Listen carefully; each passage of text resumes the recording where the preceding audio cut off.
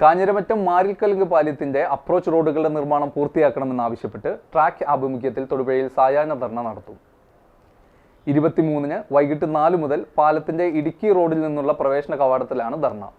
Doctor Jose Chazhikkattu, advocate KT Thomas എന്നിവർ ചേർന്ന് സമരം ഉദ്ഘാടനം ചെയ്യും. നിർമ്മാണം പൂർത്തിയായി 8 വർഷം പിന്നിട്ടിട്ടും പാർശ്വ റോഡുകൾ നിർമ്മിക്കാത്തത് പ്രതിഷേധാർഹമാണെന്ന് ട്രാക്ക് ഭാരവാഹികൾ പറഞ്ഞു. മാരിൽക്കലുങ്ക് കാഞ്ഞിരമറ്റം പാലം ഗതാഗത യോഗ്യം ആക്കണമെന്നാവശ്യപ്പെട്ടുകൊണ്ട് റെസിഡൻസ് അസോസിയേഷനുകളുടെ പൊതുസംഘടനയെ ട്രാക്ക് ആഭിമുഖ്യത്തിൽ തൊടുപുഴയിൽ സായാഹ്ന ധർണ സംഘടിപ്പിക്കും. 23-ന് വൈകിട്ട് 4 മുതൽ 6 വരെ ഇടുക്കി റോഡിൽ പാലത്തിന്റെ പ്രവേശന കവാടത്തിലാണ് ട്രാക്ക് നേതാക്കളുടെ നേതൃത്വത്തിൽ പ്രതിഷേധ ധർണ നടത്തുന്നത്. Doctor Jose Chazhikattu, advocate KT Thomas എന്നിവർ ചേർന്ന് ധർണ ഉദ്ഘാടനം ചെയ്യും. Track president Sasi Thengumpally, secretary Sebastian Mathew, track മുൻ പ്രസിഡന്റ് ജെയിംസ് മാളിയേക്കൽ, വൈസ് പ്രസിഡന്റുമാരായ സണ്ണി തെക്കേക്കര, ജലജകുമാരി, സാലിക്കുട്ടി ജോസഫ് എന്നിവർ നേതൃത്വം നൽകും. പാലത്തിന്റെ നിർമ്മാണം പൂർത്തിയായി 8 വർഷം കഴിഞ്ഞതിന് ശേഷവും ആവശ്യമായ പാർശ്വ റോഡുകളുടെ നിർമ്മാണം നടത്തി ഗതാഗത യോഗ്യമാക്കാത്തതിൽ പ്രതിഷേധിച്ചുകൊണ്ടാണ് ധർണ സംഘടിപ്പിക്കുന്നത്. 2013-ൽ മാരിൽക്കലുങ്ക് പാലം നിർമ്മാണത്തിനുള്ള സാങ്കേതിക അനുമതി ലഭിച്ചതാണെന്ന് നേതാക്കൾ പറഞ്ഞു. ടെൻഡർ നടപടികൾ പൂർത്തിയാക്കി 2014-ൽ നിർമ്മാണവും ആരംഭിച്ചു. 2017-ൽ പാലം നിർമ്മാണം പൂർത്തീകരിച്ചു. അപ്രോച്ച് റോഡിന്റെ സ്ഥലമേറ്റെടുക്കൽ നടപടികൾക്കായി 10 കോടി രൂപ അനുവദിക്കുകയും ചെയ്തു. സ്ഥലമേറ്റെടുക്കൽ പൂർത്തിയായതിനെ തുടർന്ന് മാരിൽക്കലുങ്ക് ഭാഗത്തു നിന്നുള്ള റോഡ് നിർമ്മിക്കാൻ MLA ആസ്തി വികസന ഫണ്ടിൽ നിന്ന് 1,80,00,000 രൂപ അനുവദിക്കുകയും ചെയ്തു.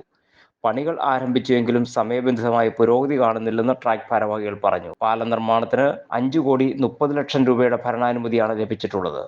പാലം നിർമ്മാണം പൂർത്തിയായ ശേഷം അവശേഷിക്കുന്ന 90,00,000 രൂപ കാഞ്ഞിരമറ്റം ഭാഗത്തു നിന്നും അപ്രോച്ച് റോഡ് നിർമ്മാണത്തിന് വിനിയോഗിക്കാവുന്നതാണെന്നും അവർ ചൂണ്ടിക്കാട്ടി. അവശേഷിക്കുന്ന 90,00,000 രൂപ വിനിയോഗിക്കാൻ പുതുക്കിയ ഭരണാനുമതി സർക്കാർ നൽകണം. ഇത് ലഭ്യമാക്കി നിർമ്മാണ പ്രവർത്തനങ്ങൾ വേഗത്തിൽ തീർക്കുവാൻ കക്ഷി രാഷ്ട്രീയത്തിന് അതീതമായി ഇടപെടലുകൾ ഉണ്ടാകണമെന്നും അവർ പറഞ്ഞു. തൊടുപുഴയുടെ കിഴക്കൻ മേഖലയിലെ ഗതാഗത രംഗത്ത് വലിയ കുതിച്ചുചാട്ടത്തിന് തന്നെ വഴിവെക്കാവുന്നതാണ്. പാലം ഗതാഗത യോഗ്യമായി കഴിഞ്ഞാൽ തൊടുപുഴ നേരിടുന്ന ഗതാഗത കുരുക്കുകൾക്ക് വലിയൊരളവുള്ള പരിഹാരമാകുമെന്നും നേതാക്കൾ പറഞ്ഞു. 2013-ലാണ് ഈ പാലത്തിന് ആവശ്യമായ AS BS ഒക്കെ കിട്ടി. 2014-ൽ അതിന്റെ ടെൻഡറായി. 2017-ൽ പണി പൂർത്തീകരിച്ചു.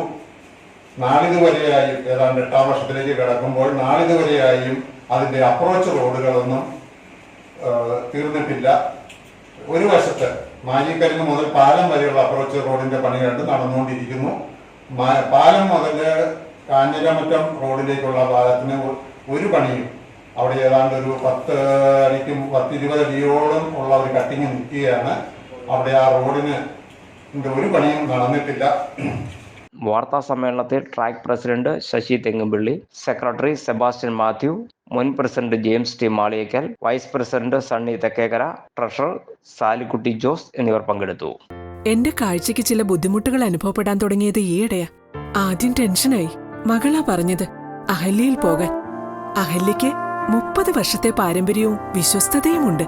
അഹല്യയിലെ വിദഗ്ധരായ ഡോക്ടർമാരുടെ ചികിത്സ കൊണ്ട് എനിക്ക് എന്റെ കാഴ്ചശക്തി പൂർണ്ണമായും തിരിച്ചു കിട്ടി. ഇപ്പൊ എനിക്ക് ഈസിയായി വായിക്കാം.